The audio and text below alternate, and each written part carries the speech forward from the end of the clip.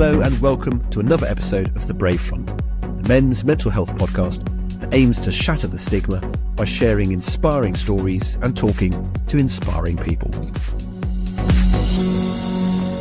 My name's Tim Bainan, and if you're new to the show, please follow us on your usual podcast platform. And if you like what you hear, which I hope you do, leave us a review too, both of which help other people to find the show. And we want to hear from you too, so check out our episode questions and polls, send us a voice message, or get in touch to come onto the show yourself. All the links you need are in the show notes.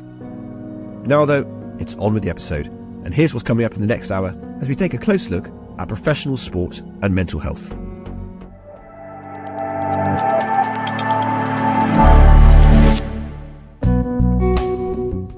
The evidence that you look at, and this is, so the studies that have looked at it, over 50% of sports people will suffer from some form of mental health challenge within 2 years of retirement. The way it was described to me by a rugby player, said, like, how often in life do you lose your job, your hobby, and your friendship network all on the same day?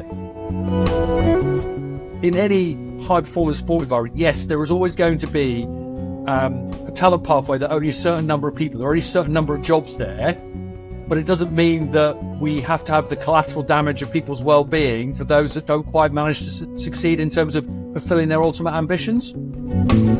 So if the system is telling you that you need to focus on your performance, and if you're not doing that, you're not prioritising your sport, is it any wonder that you've got a lot of sports people that are head down focusing on their sport and not thinking about anything else?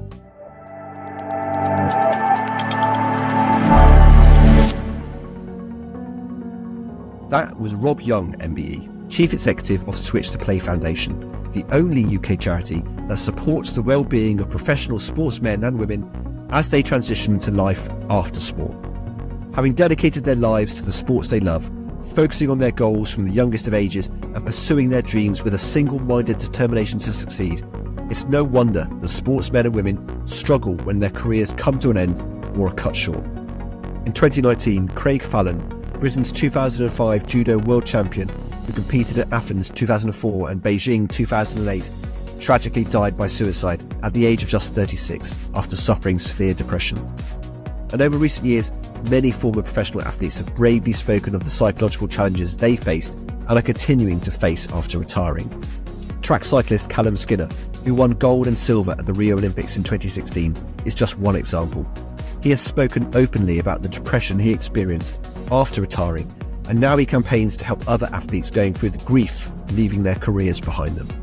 Rower and double Olympic medalist Alex Partridge, meanwhile, admitted to the wheels having come off his life after he retired following the 2012 Games.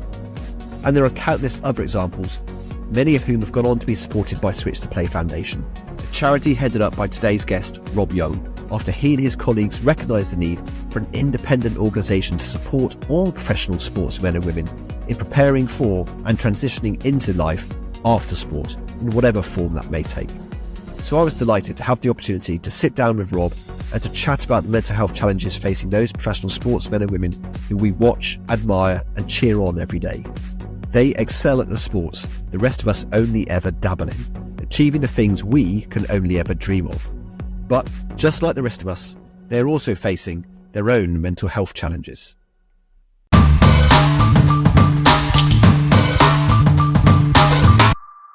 Rob, welcome. Thank you for joining us on the Brave Front. Really great to see you, and I'm really grateful for you taking your time, taking some time out of your busy day to join us.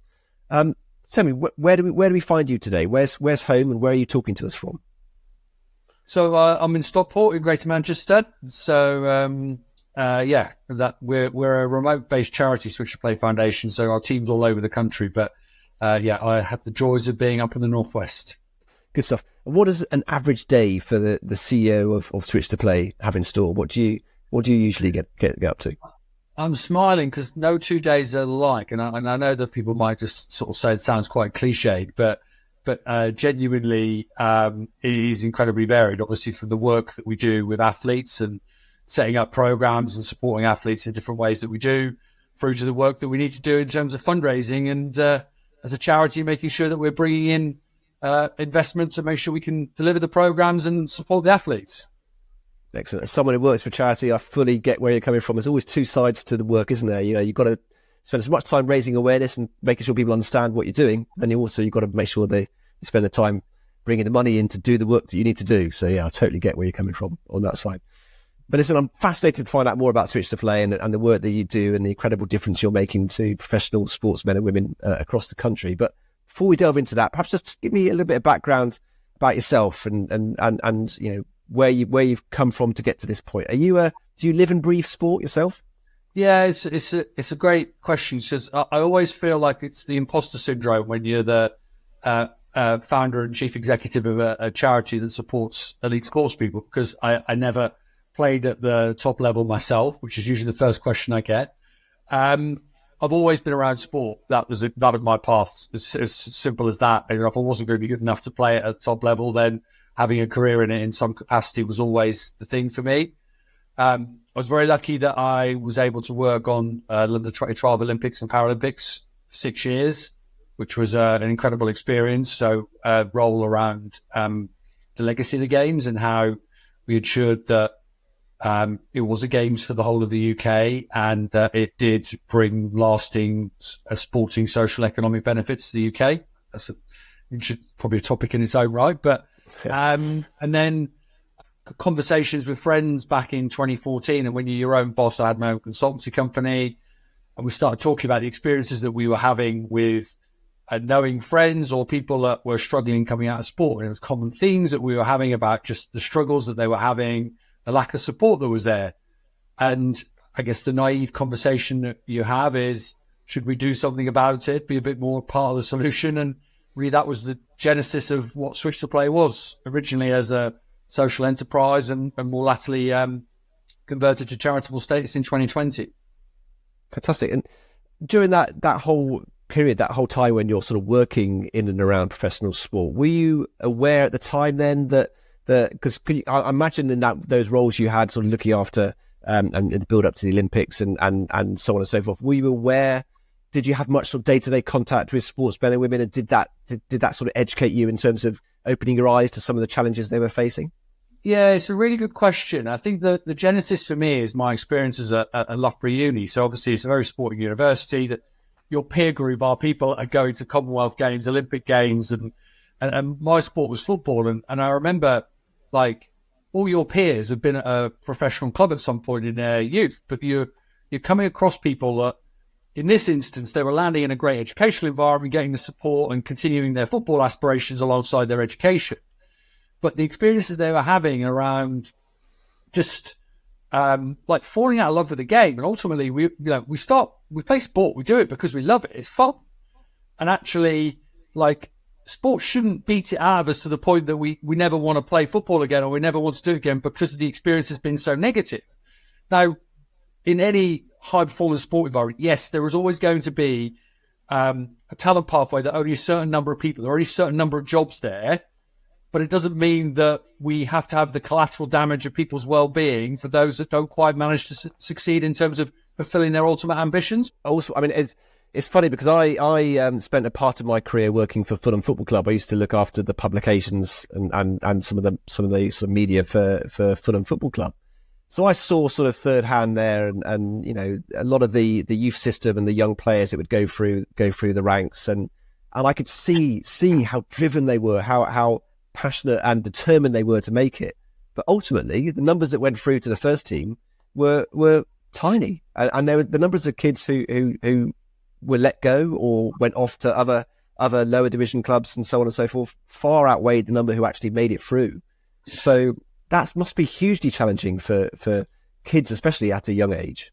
Yeah, and like early specialisation sports and sports where there's obviously very, like football, obviously given the level of investment around where the talent pathway, and people could argue whether it's a talent pathway, but where people are starting to bring people into a talent pathway, it's hard. Your kids, first and foremost, we talk about the UN Convention around rights of children, and we look at what goes on in talent pathways. Well, hang on a second. First and foremost, you need to be able to be a kid, and like, you can have a fantastic experience with these environments, but it can also be really challenging. And if you think about the biggest factor when you look at the evidence that's been done on this and you speak to a sports person, the biggest trigger point around transitioning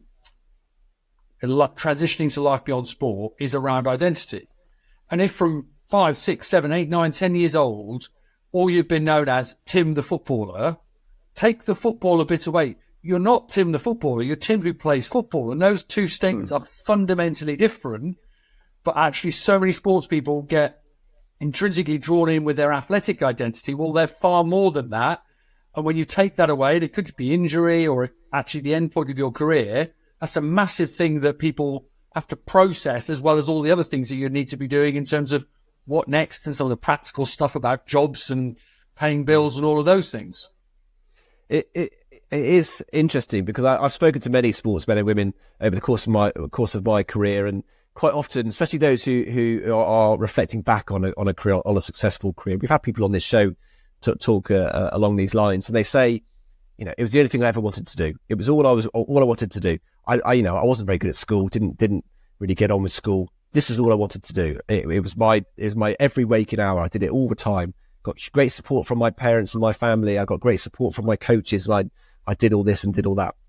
That's a huge amount of pressure on someone at a young age, and I can see how easy it is for them to be single-mindedly focused on what they're passionate about, but at the expense of everything else. So at the expense of school, perhaps, and at the expense of having a fallback, having something they could fall back on. And our big thing is that we believe fundamentally better people make better athletes. So if we present the work that we do as plan B, we're immediately placing a worth on it that says it's less than plan A. And who in life puts as much effort into plan B as you would plan A? So unless we can see it as going, actually, do you know what? If I do these other things, they're going to help me be a better footballer, cricketer, runner, whatever. And so, in some I'll give you a particular example. One of our founding trustees was Beth Tweddle, Olympic gymnast. And Beth always talks about, in her career, the worst year of her career was when she had no outside interests, because she basically was eat, sleep, train, repeat. But the baggage of a training session would stay with her because that was basically her life. And it was her coach who said, Beth, you need to do something else. So she went to university, became Beth the student. And it just got out of the bubble. And actually, for your own well-being, you need to get out of that performance bubble. And in doing so, you might be learning some stuff and developing different skills and things that you can bring back into the sporting context. But that identity, you can't live in that high-performance bubble 24/7 because it's intense and difficult naturally because of what the sporting journey you're trying to achieve. It's hard. So you need to have a release. So at that level, if nothing else, like the stuff that we talk about is really, really important. Yeah.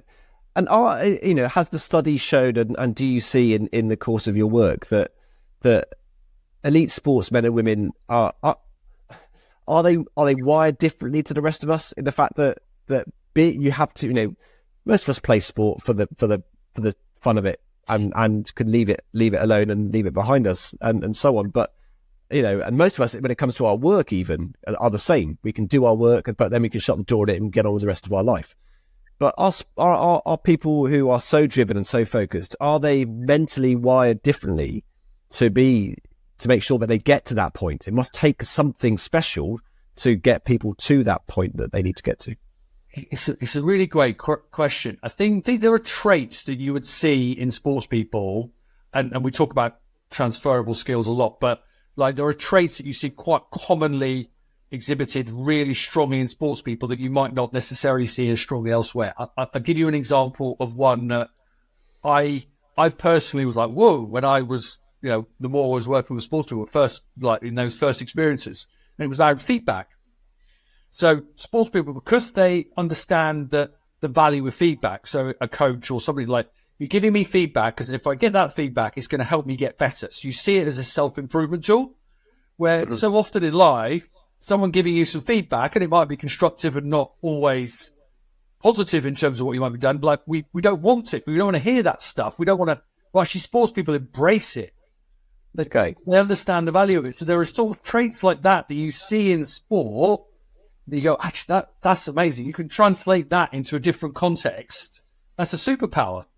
So like there's absolutely things like that. I mean, we talk a lot about teamwork, and even in individual sports, you hear and see athletes talk about the team, because they might be in an individual sport, but there's a sports scientist, there's a coach, there's all the people around them that's helping them to perform at their peak on a given day. And they recognize it's not just them, ultimately gets them to the podium. It is a strange one in terms of the fact that there are so many, there is so much work that goes into getting you to a certain point. And as you say, it is interesting. I'm fascinated to hear your thoughts on those mental differences between the rest of us and elite sportsmen and women. And it's interesting that they're quite accepting potentially of criticism, of critique, of people telling them that's wrong. Do it, you're doing it wrong. You should be doing it this way. But are there anything? Are they missing anything in terms of perhaps being able to assess in the long term? Do sportsmen and women think inevitably about just the next step? I've got to get better. I've got to improve. I've got to do this. Do they fall down when it comes to sort of more longer term thinking in terms of the fact that my career might only be 30 years. What am I going to do after that? Is there something that just means they're in the moment all the time and not perhaps thinking longer term? It's a great question. I'm thinking of like different examples of people. I think there's a bit for me that's actually about the system. And this is a bigger thing than what Switch to Play Foundation, but it's absolutely something that we believe needs to happen. It's like, how do we change a sporting system that recognizes the value in developing yourself as a human being? Because there's a duty of care part, but it's also that bit actually it will help performance. So if the system is telling you that you need to focus on your performance, and if you're not doing that, you're not prioritizing your sport, is it any wonder that you've got a lot of sports people that are head down focusing on their sport and not thinking about anything else? So sometimes that's about the product of the system, but you'll absolutely meet sports people that are forward thinking and things like that. And sometimes it's the environment they come from, because their parents have been very encouraging around those things. So I think that like these things are all contextual for me. So a strength in certain situations can be a weakness in others. So I'll give you an example of that. So I think you'll find a lot of sports people I spoke to are very purpose driven. So example a bit like we're in an Olympic Paralympic year. So you'll speak to a lot of sports people. They know the date of their event. They've known that for 3 years. That's that focal point. They know what the top of the mountain looks like. Mm-hmm. So in life, you take that's a skill, because then they can plan and they will be meticulous in what they need to do to get to the top of the mountain. Well, they need to find that purpose outside of sport. And if you can't find that, or you're struggling, that could be where there's a real challenge that people find. If they find it, and I guess that's some of the work that we do around helping them identify values and purpose, it's a superpower again. But actually, it's a real challenge for people that are very focused on a particular place, and actually trying to translate that into a different context. It can be a weakness or challenge. Yeah, I imagine there's challenges at every step of the way, though. I mean, I can't imagine what it's like. If imagine going into an Olympic year like this, and you've been preparing for it for the last 4 years, and you're on the the verge of getting somewhere, but then perhaps in an athletic meet a couple of months before, you pick up an injury that therefore could rule you out of the thing you've been working for 4 years. That's something that's probably unique to sport in that sense. The rest of us, there are ways around, we're still going to get on with our day-to-day jobs. There's very little, I can't really think of other examples in life where you are so focused on something, but something else can happen that just throws it entirely off course. How on earth do you mentally build resilience in order to cope with something like that? Yeah, and I guess it's a great question, because I think we look at sports people and see them as resilient individuals, because there's the famous quote by Michael Jordan, isn't there? People talk about like how many shots he's missed in his career and how many games he's lost, and we look at him as being one of the greatest sports people of all time. Like, the reality is in sport, even if you are elite, you are still going to suffer a lot. You're going to lose at some point. How you come through that is obviously fundamentally part of it. That can be quite draining though when you think about like that focus. If you don't have release, you don't have perspective around this isn't everything. Like my value as a human being isn't judged on a performance in 6 months' time in Paris.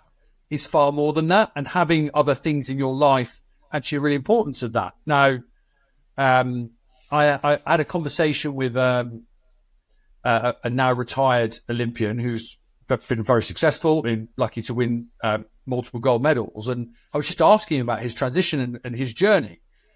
And the thing that was fascinating listening to him, he talked about always having other interests. So it could be like dispelling the myths about you can't do anything else. But he talked about the fact he had his job lined up so that when he was on the start line in his last race, an Olympic final in Rio, he was both focused and relaxed. He never was focused on his performance because he didn't have in the back of his mind what happens next because he'd sorted that bit. And so again, it just shows the value of how these things interrelate that can actually support performance and support your mental well-being and not detract from it. And I think that's it. It's not like about it doesn't make it worse. It could be additive, not just a net neutral. Does that make sense? Yeah. And I imagine that, I suppose the things sportsmen and women learn along the way help them through life in general. So I've always been amazed when you look at elite sportsmen and women, stepping into the ring or going onto centre court or about to kick off in a FA Cup final, whatever it is, or World Cup final, whatever. These huge events where the eyes of the world are on them. Not only is the pressure on, not only do they want to do well for themselves, but they've got the nation supporting them, or their fans, or their, their at the least their family and loved ones there with them as well. Huge amount of pressure, but it doesn't show. They look calm, they look focused, and they talk about it when you talk to them about it in terms of the fact that I tuned all that out and I was just able to focus. So that in itself is a mental strength, isn't it? In terms of having that ability to do that, and that must serve them well in life in general. Yeah, we do. So some of the life skills sessions that we do with, say, young footballers, for example, we talk about transferable skills. And a lot of people talk about that. And actually part of the job that we're trying to do is help people recognize how you can translate those skills. Because sometimes you look at a job description, the thing they're asking for is the thing you've got, but they're asking for it in a different set of words, but it means the same thing you've been doing. And actually recognizing that's a translatable skill that has currency that employers are looking for is something like, that gives them confidence, but also helps them set them on a direction. So yeah, massively. Like there are companies that we work with that inherently get that, and they go, we will recruit you because we recognize those soft skills, if you call, like, are the skills that have huge value in the workplace. We can train you the technical skills, but actually you will be a great employee because you have these things that you can bring to a workplace. Right. So that's part and parcel of what you guys do then, is to help people to understand that. I'm trying to build a picture in my mind of that sort of mental landscape that elite sportsmen and women have, and it's interesting to hear you talk about those transferable skills and how they can serve them well in later life. And I imagine that is the challenge that you're facing is and the work that you do then essentially in Switch to Play is to, as you mentioned the word transition, is to help people to prepare for that transition, and when they get there to make a life after sport. Yeah, and we don't it's not for us to define what that end point for somebody looks like, but and that could be so different, and it goes far beyond the job. Because when we think about it, and you think about like well-being, you think about it, there's an occupational bit, yes, there's a physical bit, there's a mental emotional piece, there's a purpose and values piece, and all of those things come together because that's who we are as people. So our model is very much around prevention. So all the evidence shows if you wait to the end of your sporting career, and for over 70% of sports people, it's not on your terms, injury, contract not renewed, deselection, that there's a big dip in the change curve. If you've seen the change curve, the Kubler-Ross change curve, they talk about managing change. There is that dip. And that's inevitably going to be there. It's a hard change to manage. So how can we work with people early and throughout their sporting journey to build skills, to build interests, to identify some of these things so that whenever the end point comes, and hopefully it's on your terms, and like, we can't all end like Stuart Broad in the Ashes and winning a test. Still, when the end point comes, you're in a great place. And you've got a sense of direction and purpose and identity of you as a human being. So that all starts from younger athletes all the way through your sporting journey. The harder group to speak to are younger athletes and those in the peak of their career, because naturally sporting performance is foremost in their mind. Yeah, and a bit of Peter Pan complex going on there in terms of the fact that I'm at the top of my game. I don't have to worry about that yet. I'll park that till later. But what are the risks of not preparing? What if you didn't do what you've just talked about and you didn't spend the time preparing for what is going to come? What are the risks, or what's the worst case scenarios that people could be facing? The evidence that you look at, and this is, so the studies that have looked at it, over 50% of sports people will suffer from some form of mental health challenge within 2 years of retirement. And that's self-reported. So imagine what the reality of that is. And I've spoken to people that have said, even the people that you would think would be in the best possible place for their post-sporting, but found it hard. It's hard. And it's hard because to dispel some myths. Like most people who play sport at a high level do not make life-changing sums of money through playing sport. So they're not set for life financially. So you need to earn. You need to make decisions that get money in, pay bills, etc. And you don't end on your terms. You'd that point of dealer, and not everyone's going to necessarily have achieved what they want. So there's some baggage around that. So managing change is a really tough process. So that manifests itself in mental health issues and financial challenges. What we're trying to do is prevent those things from happening, and to shallow that change curve and allow people to find a positive place in their future. Because the things that we talked about a short while ago about those transferable skills, there are people and organizations that hugely value that stuff. So there's opportunity and there's stuff to be excited by. And most of your post-sporting career is likely to be longer than your sporting career. So there's an opportunity to embrace it and be excited by it. Yes, it's scary and unknown in some respects, but that mindset, I think, is really important to it, and helping people to make sure that they know that there's support there for them, that they can talk and share, because vulnerability is something that sports people don't often talk about. But yeah, ultimately what we're trying to do is prevent people from really struggling. Sure. I make an assumption here as well, but I'm assuming that for most professional sports men and women, life, when they're playing and when they are in their sports, is driven by routine, in terms of the fact that they get up at a certain time, they go to training at a certain time, they play a game at a certain time, or their events are at a certain time, and they have those routines around every aspect of their lives, when they train, when they eat, when they sleep, all that kind of stuff. So that must be hard when that comes to an end. I'm smiling because there's a couple of bits. So Leon Lloyd, who's ex-Tigers England rugby player, who was one of our my predecessor as chief exec, he basically always talks about, he knew what he had to wear, where he needed to be, and what he needed to eat 2 weeks on Thursday. And then all of a sudden, the guy, I've got to decide what I'm having for lunch today. I've got to decide what I'm wearing. And these things sound quite trivial in some respect, but it's just this bit about the routine that you're in, and actually some of the things that you may not have done yourself that you're now having to process some of these things. The way it was described to me by a rugby player, said, how often in life do you lose your job, your hobby, and your friendship network all on the same day?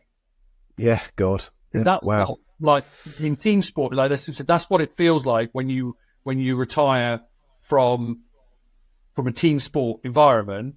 And you think they'll miss you, and yes, at a personal level they will, but someone's wearing your shirt the next week because life goes on. Yeah. But you're processing all of this stuff, and all of that stuff has been stripped away. Yeah. Gosh, that's got to be, what a quote that is. That's really powerful. Well, I can see exactly what that's like for a team sport, but imagine for individual sports as well. Imagine you look at swimmers who are used to for since they were children getting up at the crack of dawn to go to the pool and so on and so forth, and again driven by that routine. So imagine it's just as hard to step away from that environment, and also imagine it's just as hard to stop training, to stop wanting to put your body through everything you've had to put it through before. Yeah, it's interesting because we see both sides of this. Because actually, if you think about it from a mental health perspective, we all know like the value of physical activity. If we were talking on a general societal level, we'd be telling people move more because it's good for you. Yeah. Like we often sort of forget that bit with sports people because we assume that they are physically fit human beings. Well, actually, they need to find some form of routine around what are you going to do to continue to be active for your health going forwards. Because actually that's really important. And you see some sports people throw themselves into big challenges and things like that because that actually gives them some of that sense of drive and purpose. Some just stop altogether. And actually, that's not good because they're even losing the mental health benefits of just moving and being active. Yeah. You do see that, don't you, with sportsmen and women? A real contrast between those who you can clearly see have just stopped and you can see visually in them the difference a couple of years out of their sport has made to them. And others, and we had Franny Benali, a former Southampton player, on the show a little while back, and he was telling me about all these incredible, insane, ridiculous Ironman challenges that he throws himself into. So you do get both kinds, so you both different cohorts of people.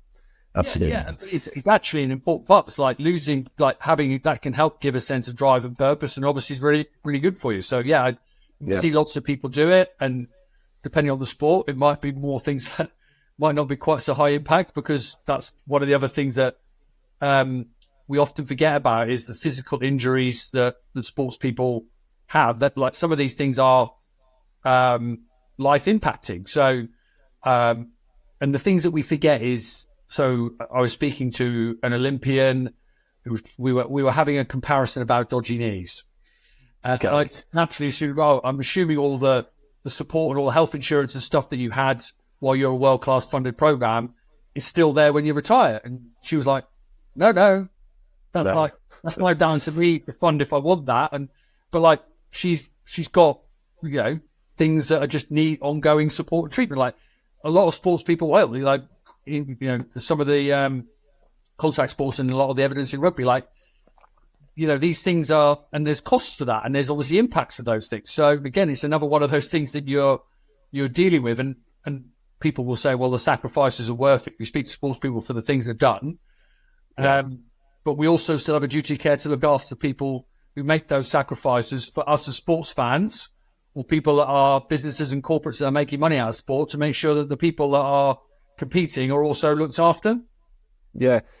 And talking about looking after those people, do governing bodies of sports have a responsibility there, and do they actually honour that, or literally once someone retires or they're injured or they walk away, does that stop completely? Are some sports better than others in supporting their former stars? So when we set up Switch to Play 10 years ago, there wasn't a lot going on, frankly. There's a lot more now, a lot more realization of this, and that's great. So sport has come a long way. There are still examples of places where it's better than not, and there are some amazing individuals within the sporting system doing some great work supporting individuals around their more holistic development and all of that mental well-being. So we are definitely in a better place. But you also have to recognise that there are large gaps, because not every sport is as well funded. So the infrastructure and support around them isn't as great. And then one of the challenges that you often find is the conversation around responsibility, because there's personal responsibility on the individual, the athlete, because it's their life, but the employer, the coach, or the sport, the governing body. So where does duty of care fall? And there's the danger that everyone's pointing at everyone else going, well, it's their job. We've done our bit. They've retired now, so they're no longer our employee. It's their job over there, or it's the agent's job, or and that's the bit. The danger is no one takes ownership of it. Yeah. So in some places, there is great support in place for sports people. In other places, that's a little bit less. And actually, so what we try to do is work with the organisations to support them in terms of the expertise that we can provide, but also in other areas of why we're a charity, where there is a provision, we need to be able to try and provide that opportunity to give access to support for sports people that otherwise wouldn't have it. Sure. Well, good job you're there to pick up the slack, if you like, then for those sports where that isn't in place. It fascinates me, again, just going back to my days when I worked for a football club, that a lot of the players didn't really have to do anything for themselves. There was a player liaison manager there, I remember, who would, buy their tickets for them, even sort out their, all their household bills for them, and pretty much they were entirely wrapped in cotton wool in terms of, all the club wanted them to do was focus on their football. So the club would look after pretty much everything else that went on in their lives. So I imagine when you step away from sport at that kind of a level, it's a shock to the system, not only in terms of what are you going to do, but how do you live? How do you pay your bills? How do you do all of this stuff? Because I imagine a lot of people, a lot of sportsmen, maybe that's not something they've ever had to worry about before. Yes, and I think certain sports, there's definitely that bit where they are so wrapped up that and aren't doing anything. But there are risks to that. So you've seen some examples with financial planning, for example. Is if you place all your trust in someone, and there are examples where people have been given poor advice and it's impacted them hugely from a financial perspective. Well, like some of the stuff we've seen, like, it's not that you necessarily need to be an expert in this stuff, but actually how can we upskill people to be able to ask good questions, to have a level of understanding, to understand some of these things, that if they've got advisors or people supporting them in these areas, that they're asking good questions. Mm-hmm. And that's a bit about personal ownership, but like not just expecting it to be done by someone else and it all be okay. So, and I think we see that biggest, I think, professional football at the top end is definitely that case. But those scenarios where people are wrapped into that level of sort of bubble are probably in the minority when you think across the whole sporting spectrum, because a lot of sports people that we see who are competing at the top level are what you'd call dual career. They have a job outside of their sport that they need to do alongside their sport to be able to live and enable them to continue to play. So it's stark contrast to the bubble-wrapped footballers. They're having to live their lives and do everything and do their sport and focus on that as well. Yeah, and huge pressure. So we've done some work with non-league footballers, as an example.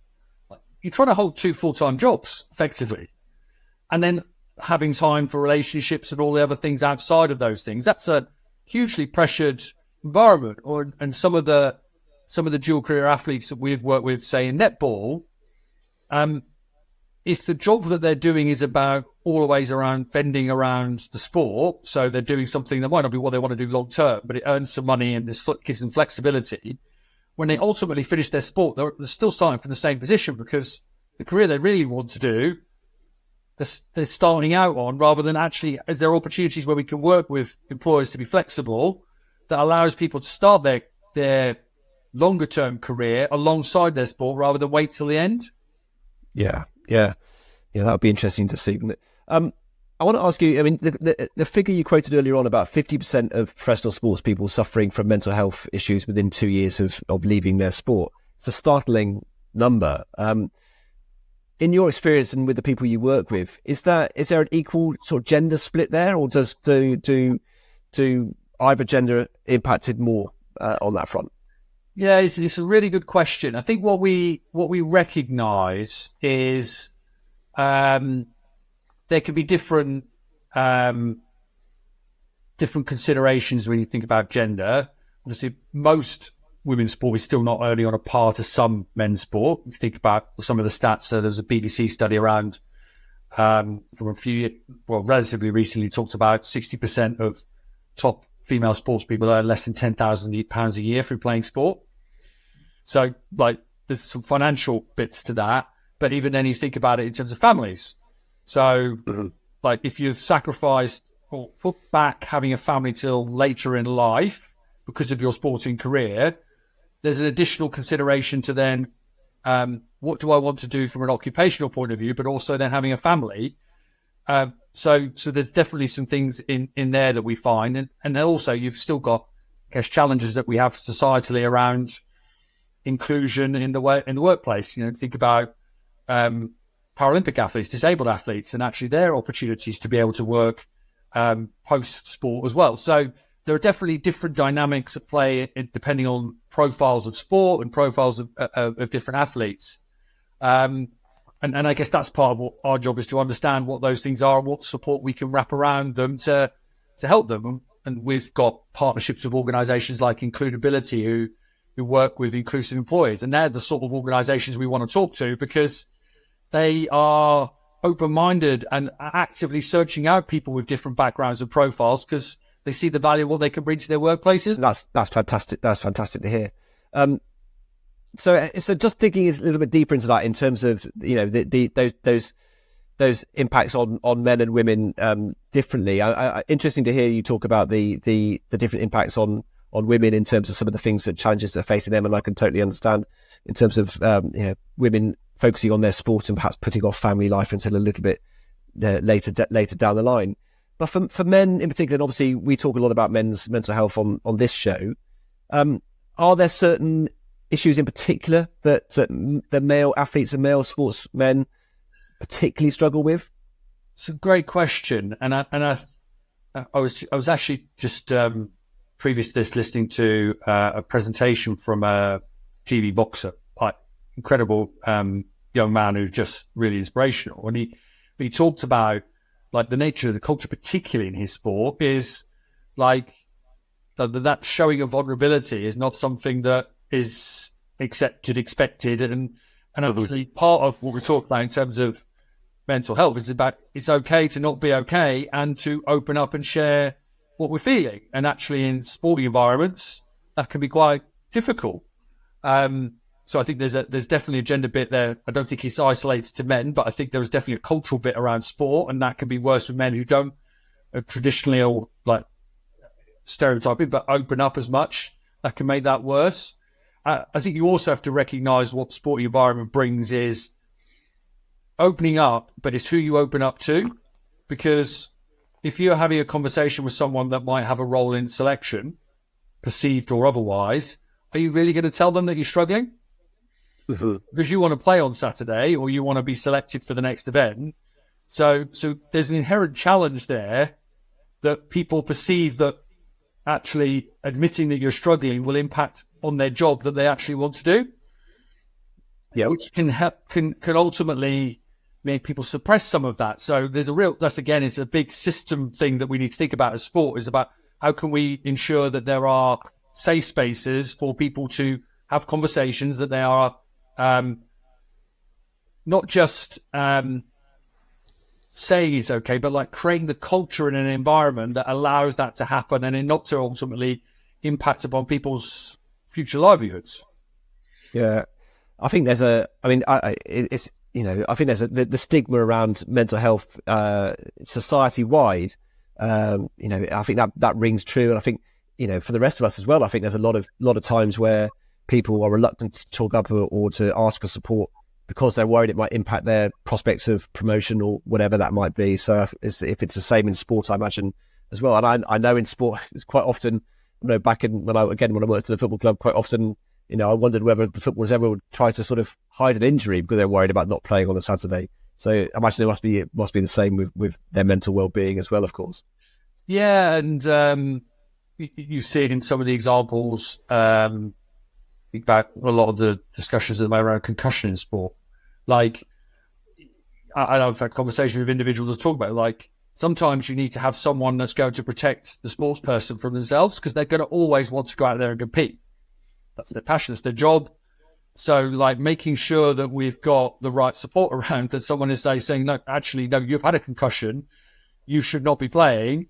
And that needs, and like some of the protocols that have been put in place in sport, and like how we get better at that stuff, because ultimately sometimes we have to get in the way to protect people from themselves.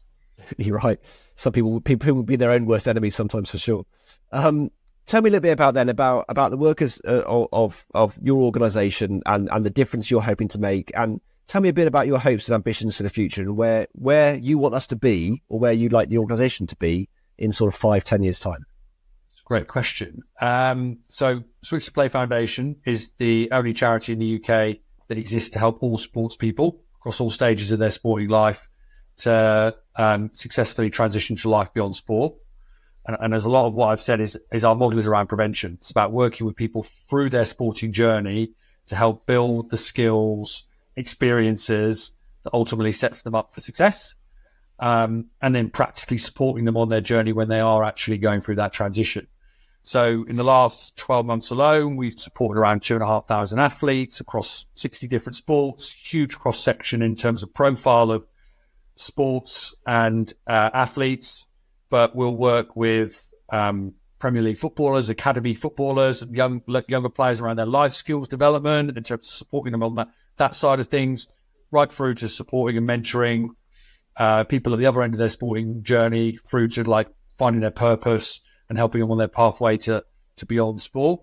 And I guess in terms of the question around like hopes and aspirations, I think the big thing for us is, and it is a broader thing that we can achieve alone, is like a sporting system that recognises that the well-being of sports people should not be the acceptable collateral damage for achieving success on the field of play or like in sport. Like, it doesn't have to be that way. The examples that we talk about developing yourself as a person and the perspective that brings and allowing you to be a better athlete, we can have healthy environments and achieve great things in sport, and it not always being seen that there's a particular way that it needs to be done. And ultimately, what does success look like? Ultimately, not us not needing to exist because sport's doing it. That's what success looks like.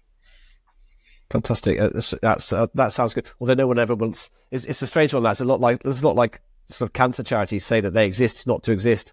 But of course, it's a great strapline. But I'm so glad that you do exist and you are there to support men and women at those vulnerable moments. But tell me, I'm assuming as well, and you mentioned it earlier on as well, that we're not just talking about you being there for Premier League footballers and people at the top end. You're there for people in all sort of levels of sport, as it were. Yeah, so there's sort of like a talent pathway or like on an like academy environments and those sorts of things. So you're like from age group national competitors, that sort of point where sport is getting serious and it's something you have aspirations to do. That sort of, and that spectrum is very broad. But because obviously fundamentally, though, the support and that sporting journey, that starts from that point, ultimately. So yeah, that the thing for us is actually, and in terms of trying to make ourselves redundant, when you think across a broad spectrum of sport and age profiles, there's plenty of work to be done. So at the moment, like the level of work that we do is ultimately constrained by the resources available to do it. But part of our model about being a charity is that we recognise that sport isn't always, and certain sports are not always well resourced. So how can we bring other investment in to ensure that there is support there for sports people? So if someone listening to this finds himself in a bad place potentially, or worried about the future, or worried about what's going to come after they finish playing or performing at whatever level they currently are performing at, in whatever sport that might be, what would your message be to them? What should they do? What should be their first port of call? Oh, that's a very good question. I think there's a thing for me that is like, it will be okay, firstly. And then it's about be curious and starting to show some curiosity to thinking about your identity and interests outside of your sport.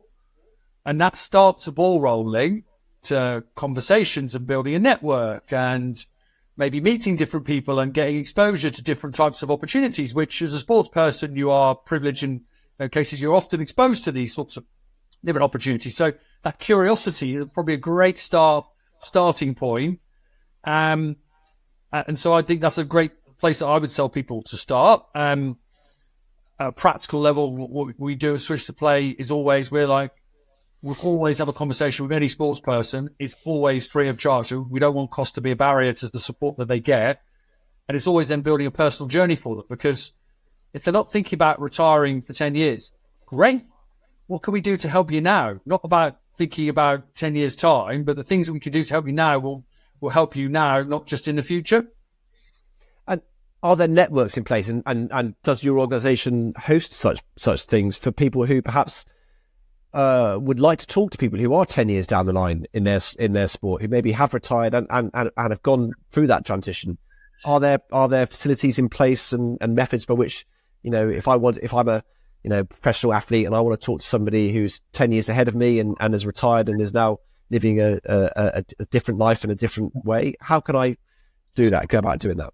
So we do it at 2 levels. So we have coaches and mentors. So there are from life coaches through to mentors that maybe more that have been those sort of profile of individuals that sports people can get support from. So we'll pair them up at an individual level. And then at a community level, that's what we're doing a lot of work trying to build, is those peer-to-peer networks. Because we see this huge value of just being in a room with other sports people and just being able to open up and share some of your thoughts and your feelings and your hopes and your experiences. And actually when sports people hear, oh, well, I've done this and actually I did this and it was great. And like they can support and learn from each other. And actually some of the stuff that we do is just trying to facilitate spaces like that, which are safe spaces where sports people can come together and just connect and share some of those experiences. Yeah. And what about, for those people listening to this, and let's face it, probably the vast majority of people listening to this aren't going to be professional sports men and women, because we wish, probably a lot of us wish we were. And especially when I come to, I'm a runner rather than anything else, but, I look on professional runners with, unbelievable envy that they can do the things that they do, because I'm not even remotely close to anything like that. So most people listening to this aren't going to be professional sportsmen and women. But what would your message be to them in terms of being aware of some of the issues that they might not even be aware of, the fact that sportsmen and women suffer from these? And what could they do if they wanted to perhaps support some of their sporting heroes in the future? Yeah, it's really important, because I think what we recognise is, well, ultimately there's a hidden majority in sport, and we care passionately about this cause.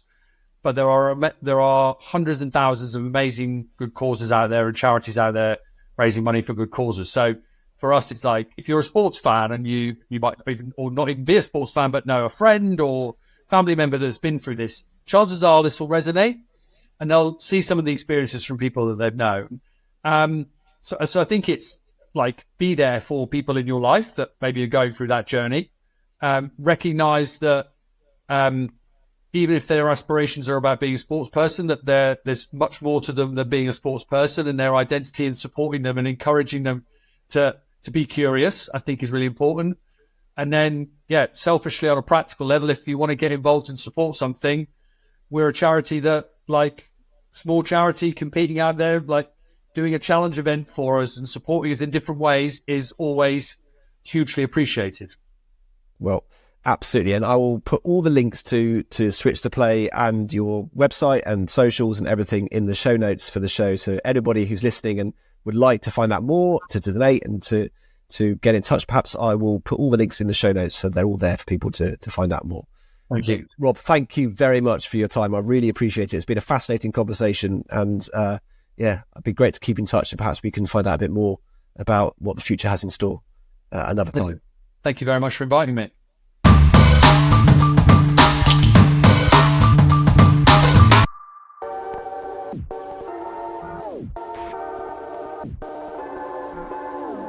That's it for this episode. Huge thanks to Rob Young for giving us an insight into a side of professional sport that the rest of us might not ever have considered, but which is clearly vitally important to address for the mental well-being of those people who dedicated their whole lives to the sport they love. If you'd like to find out more about Rob and the work of Switch to Play, you'll find all the links to the website and to Rob's socials in the show notes. You'll also find our episode question there too. And this time we're asking, how did you feel when your career came to an end? Our yes-no poll, meanwhile, asks, have you planned for life after retirement? You can answer both on the Spotify episode page, the link to which can be found in the episode notes, through the Linktree site in the show profile, or the Brave Front website. As ever, you can also interact with the show by sending us a voice message. So tell us what you think of our guests and the subjects we're discussing. You can also tell us your ideas for topics and things you'd like us to cover too.